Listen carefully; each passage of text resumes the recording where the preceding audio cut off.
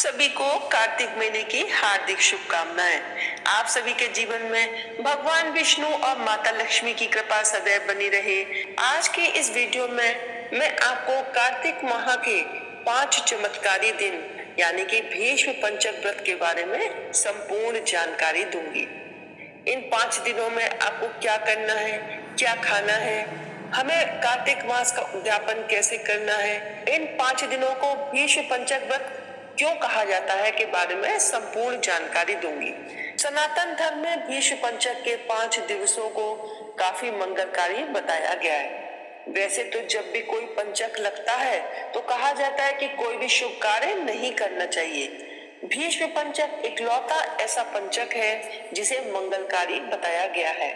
ऐसा माना जाता है कि इस व्रत को करने से जीवन में किए जाने वाले हर कार्य में सफलता मिलती है। कार्तिक महीने की शुक्ल एकादशी से पूर्णिमा तक का व्रत भीष्म पंचक व्रत के नाम से जाना जाता है। इस दिन महाभारत के मुख्य पात्र गंगा पुत्र भीष्म की पूजा की जाती है।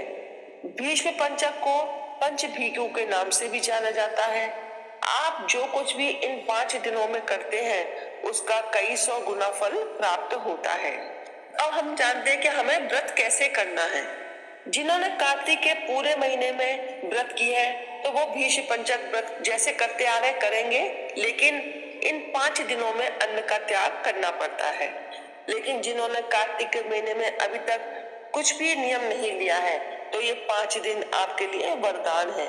इन 5 दिनों में स्नान, दीपदान आदि का नियम ले सकते हैं। पूरे महीने के कार्तिक व्रत का फल आपको प्राप्त होगा। देवउठनी एकादशी पर व्रत का संकल्प लें। भगवान विष्णु की पूजा करनी है। पंचभीगु व्रत की कथा सुननी है। आप 5 दिन फलाहार लेकर व्रत धारण कर सकते हैं। इन 5 दिनों में ब्रह्म मुहूर्त में स्नान, 365 बत्तियों का दीपदान, गंगा स्नान, अन्न का दान आदि कर सकते हैं। इससे आपको अत्यंत पुण्य फल की प्राप्ति होती है। स्नान के जल में थोड़ा सा गंगा जल, आंवले का रस या आंवले का चूर्ण या थोड़े से काले तिल डालकर स्नान करें। हर हर गंगे बोले, सभी नदियों के नाम बोल सकते हैं। इसके बाद भगवान सूर्य को इन 5 दिनों में अर्घ्य अवश्य प्रदान करना है। तुलसी माता की पूजा अर्चना करनी है। भीष्म पितामह को अर्घ्य प्रदान करना है। ब्रह्मचर्य का पालन करें। दीपदान करना है। देखिए इन 5 दिनों में आप 108 बत्तियों का दीपदान, 365 बत्तियों का दीपदान, 33 बत्तियों का दीपदान भी कर सकते हैं। तुलसी जी की सूखी हुई लकड़ी से भी दीपदान कर सकते हैं। इन 5 दिनों में आप एक सूखा नारियल लें, उसको 2 हिस्सों में काट लें।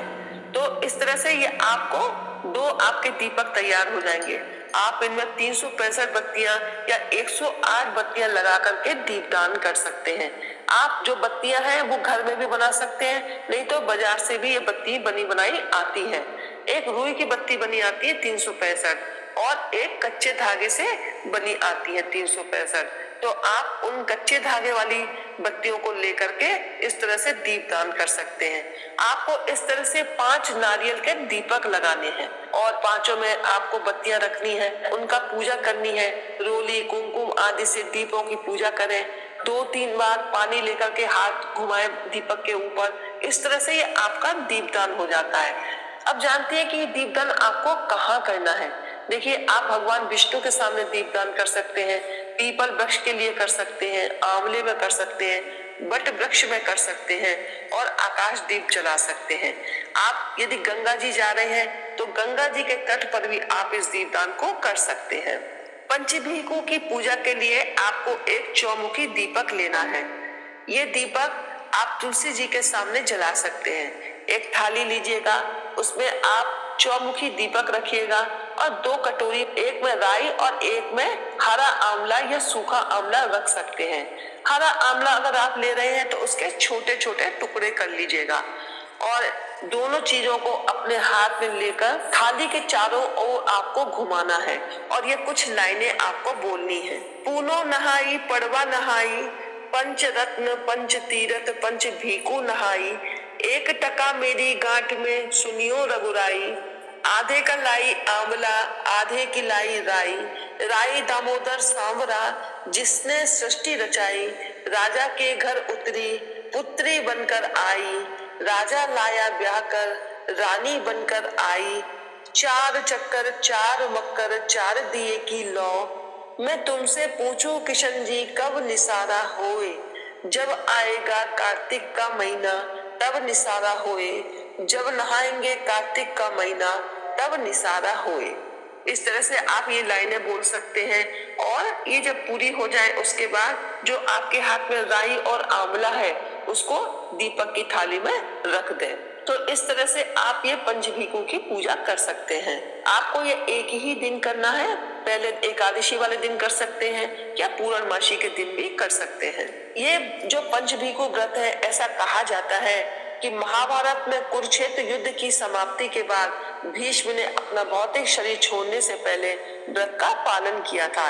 इस व्रत के महात्म्य का वर्णन पद्म पुराण में मिलता है। ये व्रत रखने से संयम और सात्विकता आती है। इस व्रत में आपको अन्न का त्याग करना पड़ता है। आप फलाहार ले सकते हैं, दूध दही आदि ले सकते हैं, इसमें अन्न नहीं खाया जाता है, बस इस बात का ध्यान रखना पड़ता है। कार्तिक पूर्णिमा पर आपको अपने इन व्रत का उद्यापन करना है। फिर पड़वा पर चिड़ा चिड़ी की कथा सुनकर भगवान को खिचड़ी का भोग लगाकर अपने व्रत का पारण करते हैं। पंचभीकु व्रत में देखिए तर्पण भी किया जाता है। भागवत महापुराण या गीता का पाठ करना चाहिए। निसंतान दंपति को संतान की प्राप्ति होती है, सुख सम्मान में वृद्धि होती है। जो तर्पण होता है वो भीष्म पितामह के लिए किया जाता है। तो आप इस तरह से अपने व्रत को पूर्ण कर सकते हैं। अब हम जानते हैं कि भीष्म पंचक व्रत इनको क्यों कहा जाता है। तो इसके लिए एक छोटी सी कथा आती है, वो मैं आपको सुनाती हूँ। जब महाभारत का युद्ध समाप्त हुआ तब भीष्म पितामह सूर्य के उत्तरायण होने की प्रतीक्षा कर रहे थे और पांचों पांडवों को उनके पास लेकर भगवान कृष्ण गए, क्योंकि जो भीष्म पितामह है वो बाणों की शैया पर लेटे हुए थे। जब भगवान कृष्ण पांचों पांडवों को लेकर उनके पास पहुंचे तो युधिष्ठिर जी ने भीष्म पितामह से राज्य संबंधी उपदेश देने की प्रार्थना की। तब उन्होंने 5 दिनों तक राजधर्म, मोक्ष धर्म, वर्ण धर्म आदि का उपदेश दिया। इससे भगवान कृष्ण प्रसन्न हुए। उन्होंने कहा कि हे पितामह, आपने जो ये 5 दिनों तक उपदेश दिया है उससे मैं अत्यंत प्रसन्न हूँ। आपकी स्मृति में मैं ये भीष्म पंचक व्रत स्थापित करता हूँ। जो लोग इस व्रत को धारण करेंगे वे कई प्रकार का सुख भोग कर अंत में मोक्ष को प्राप्त होंगे। उन्हें पुत्र पौत्रादि धन धान्य की कोई कमी नहीं रहेगी। वे आयु पर्यंत हर प्रकार के भौतिक सुखों को प्राप्त करेंगे। ये शास्त्रीय प्रमाण है इस व्रत का। तो यदि आपने अभी तक पूरे कार्तिक के महीने में कुछ नहीं किया है तो आप इन 5 दिनों का लाभ उठा सकते हैं। इस व्रत के कुछ नियम हैं जो हमें ध्यान में रखने चाहिए। देखिए, आप सबसे पहले व्रत का संकल्प लेंगे और जब आप स्नान करेंगे तो आपको तारों की छांव में ही स्नान करना है। आपको ज्यादा से ज्यादा मंत्र का जाप करना है। विष्णु सहस्त्र नाम का पाठ करिएगा।